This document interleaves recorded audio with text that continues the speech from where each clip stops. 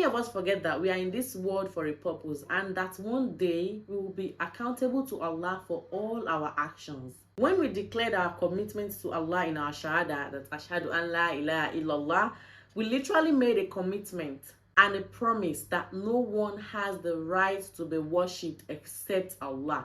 This implies that we shall be obedient to Allah at all times and submit to Him in all affairs. We shall be obedient to Allah, and several times in the Quran, Allah has said, "Ati'ullaha wa ati'ur Rasul."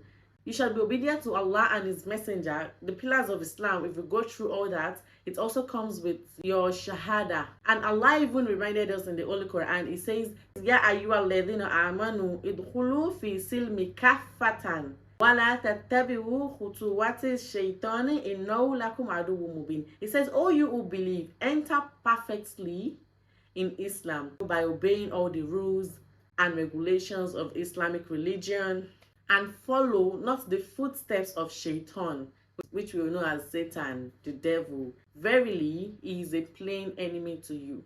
We must leave behind everything we did out of ignorance, out of lack of taqwa. Taqwa means God consciousness, and be the best Muslim that we can. So if you have or you have been doing something out of ignorance or out of lack of taqwa, whenever you hear that this thing is not good in Islam, with proofs from the Quran and Sunnah that this is what Allah says about this thing, leave it for the sake of Allah. I'm going to talk more about leaving things for the sake of Allah. It was reported that the Prophet, peace be upon him, said, "Verily, you will never leave something for the sake of Allah, but that Allah will replace it with something better." Subhanallah, this is a very authentic hadith. So whenever you leave something for the sake of Allah, I am leaving this thing not because it's easy for me to leave, but I am leaving it for the sake of Allah, Allah will replace it with something even better. Now, let's talk about how to stop things you used to do, how to stop things you are addicted to, how to just leave them for the sake of Allah. Number one, mentality. It's all about your mind. It's all about the mindset. Whenever it crosses your mind, I want to do this thing, I want to go back to this thing, just ward it off. Ward off the thoughts whenever it comes to your mind.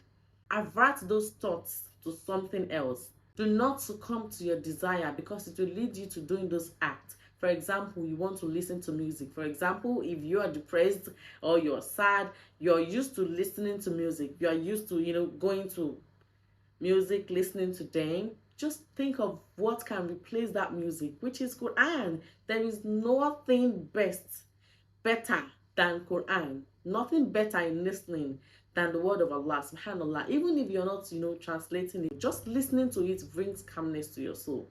So make a firm determination. As time pass by, as day pass by, it's months, you just see that, subhanallah, it's been months I listened to music.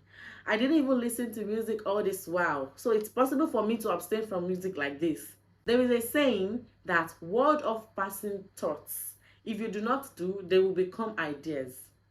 Word of ideas, if you do not do, they will become desires. Fight your desires, and if you do not do, they will become resolve and determination.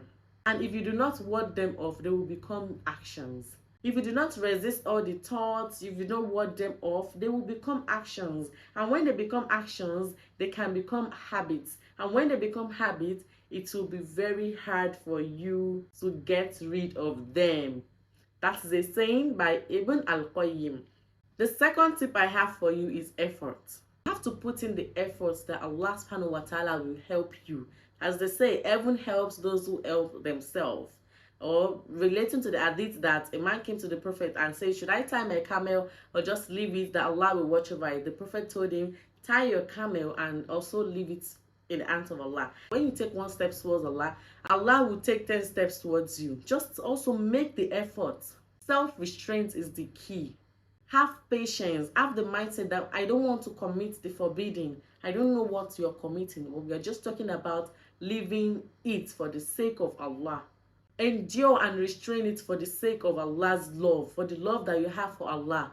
Like I said the other time, it will compensate you with something even better, with something that will be pleasing to your heart, with something that is good for you. The third tip I have for you is to make dua regularly and sincerely. There is a dua taught by Prophet Rasulullah sallallahu alaihi wasallam that says, Ya muqallib al-qulub, thabbit qalbi ala dinik. O the turner of hearts, make my heart firm upon your religion. Ya muqallib al-qulub, thabbit qalbi ala dinik. So, O turner of hearts, make my heart firm upon your religion.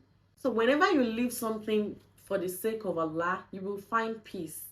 Because whatever that you know that it is forbidden or you're doing out of taqwa or out of lack of taqwa, whenever you stop that thing, you have more taqwa. Whenever you stop that thing, you become more pious. Whenever you stop that thing, you start to be curious about other things that you can do to replace it.